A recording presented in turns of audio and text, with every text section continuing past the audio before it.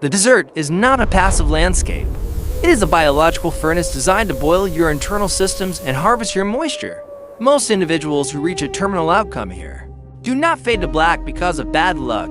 They are neutralized by a sequence of tactical errors. We are about to dismantle 10 fatal myths, but you must watch until item 10 to avoid the psychological trap that turns a simple breakdown into a guaranteed disappearance.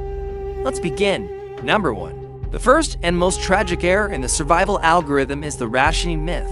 This is a psychological glitch where you look at your last liter of vital liquid, and your survival instinct screams to make it last 3 days. You take micro sips while a headache splits your skull. This is a fatal miscalculation of hydraulic physics. The science is brutal. Dehydration is fundamentally about blood viscosity. As you withhold hydration, your vital liquid thickens into sludge, doubling the workload on your heart as it tries to pump thermal fluid to your capillaries to cool you down. By rationing water, you are allowing your cognitive functions to shut down while you still have resources in your bottle. Search and rescue teams frequently locate biomass that has reached a terminal outcome. With full canteens clipped to their belts, the pro solution is taking up. Your stomach is the only storage vessel that matters. If your thirst mechanism triggers, you drink. You must keep your mental faculties sharp to make the decisions that actually extend your timeline. Number 2. As your core temperature spikes, the strip-down instinct hijacks your logic. Every alarm bell in your brain demands you remove layers to cool down. It provides relief for exactly 30 seconds before the solar radiation begins its work. By exposing your skin, you are subjecting your body's largest organ to direct UV bombardment, cooking the biomass and skyrocketing your core temperature. More critically, you allow your sweat to evaporate instantly into the arid air. You need that moisture to remain on the skin to create a cooling effect.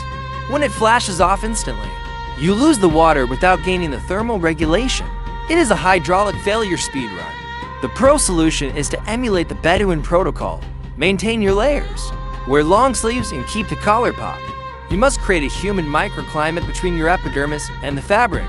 This traps the moisture, slows evaporation, and actually keeps your core temperature in the survivable zone. Number 3. You are stranded. Your cortisol is spiking and you feel the hunger pangs, leading to the protein trap.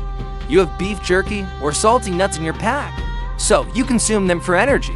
This is a physiological error of the highest order. The digestion of dense proteins requires a massive chemical process called hydrolysis. Your body must aggressively pull water from your cells and bloodstream to process that biomass in your stomach. Effectively, eating that jerky is like wringing out a wet sponge. You are squeezing your own organs dry to digest resources you do not need. You can operate for 3 weeks without calories, but you cannot survive 3 days without hydraulic pressure. Do not accelerate the clock. The pro solution is a strict mandate. If you do not have an abundance of water, you do not eat. Digestion is a luxury tax you cannot afford to pay right now. This internal mismanagement is critical, but it pales in comparison to the psychological trap waiting at number 10, which guarantees a zero-sum game. Number 4. Cinema has indoctrinated us with the Cactus Delusion. We have all seen the sequence where the hero slices open a cactus and scoops out refreshing water. In reality, this is biological roulette. Most cacti, especially the barrel cactus often depicted in media, contain high concentrations of toxic alkaloids and oxalic acid. These are botanical defense mechanisms designed specifically to neutralize predators. If you ingest this raw, organic material, the result is almost immediate: severe rejection, vomiting, and diarrhea. In a survival scenario, expelling fluids from both ends is a catastrophic system failure. You are trading a cup of toxic slush for liters of your own vital fluids. The pro solution requires elite botanical data. Unless you are a specialist who can identify the specific, rare species that are non-toxic, treat all flora as hostile. Number 5. When the sun finally retreats, you will likely commit the ground conduction error. Exhausted, you lay directly on the sand to sleep. This is a physics failure. The ground acts as a massive thermal battery. During the day, it absorbs solar radiation, and at night, it operates as a heat sink, sucking the thermal energy out of your body via direct conduction. The ground temperature fluctuates much slower than the air. Sleeping on the sand bypasses your body's ability to regulate itself. You will wake up shivering, burning caloric reserves you desperately need to conserve. The pro solution is elevation. You need to create a thermal break, pile up brush, use seat cushions from the vehicle, or dig a trench and cover it to create dead air space. Elevating just 12 inches off the ground can preserve your core temperature. This thermal leach is dangerous, but unlike the tactical blunder of number 10, it doesn't instantly erase your signature from the map. Number 6, desperation drives even rational operators to the urine fallacy. The logic is linear. It is fluid, and I need fluid. However, urine is the waste product of your body's filtration system. It is a concentrated cocktail of salts, urea, and dissolved toxins that your system specifically ejected to keep you alive. By re-ingesting it, you are forcing your already stressed kidneys to filter that sludge a second time. It is heavier, more toxic, and requires more water to process than it provides. It accelerates kidney failure and systemic shutdown. It is effectively the same outcome as drinking seawater. The pro solution is to utilize that resource externally. Saturate a bandana or a t-shirt and wrap it around your neck. The evaporation will cool the carotid arteries flowing to your brain.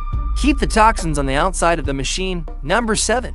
Finding a canyon or dry riverbed leads to dry wash camping.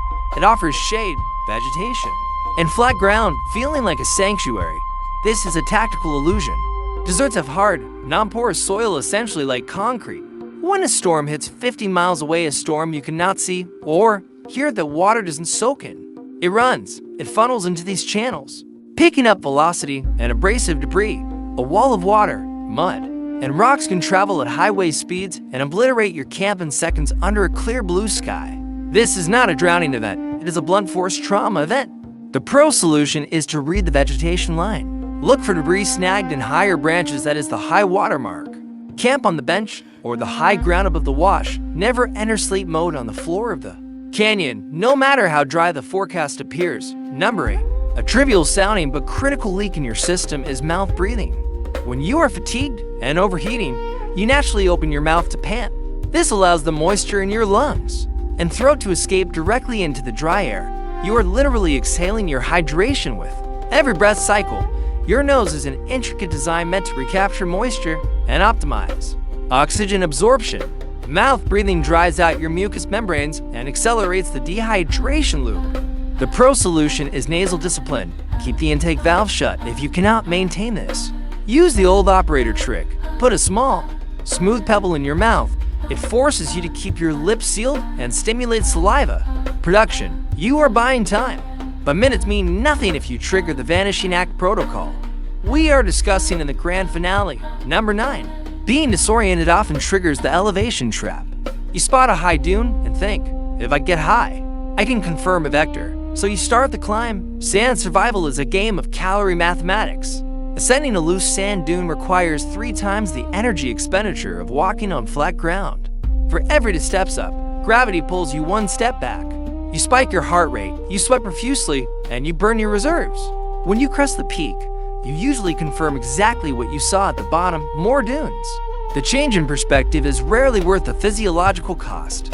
The pro solution is to stay low and stay put unless you have a confirmed, visible target. Navigation in the dunes is done by following the valleys, the path of least resistance. Number 10. The grand finale. We arrive at the vehicle abandonment. This is the statistic that haunts search and rescue teams more than any other. You have a mechanical breakdown 20 miles from the highway. You grab a bottle of water and leave the car. This is the moment the game ends. A vehicle is a massive, metallic, geometric anomaly that reflects the sun. It can be detected from the air for miles. It provides shade, mirrors, wiring, and tires to burn for black signal smoke. A human being walking in the desert is a microscopic speck of dust, invisible to aircraft scanners. You are faster than you think, but you are not faster than the sun. Most biomass is recovered less than 10 miles from their vehicle. The solution is absolute. Unless you can physically see the structures of a civilization, stay with the ship. Do not breach the perimeter. Raise the hood to signal distress. Making yourself big is survival. Walking away turns you into a ghost.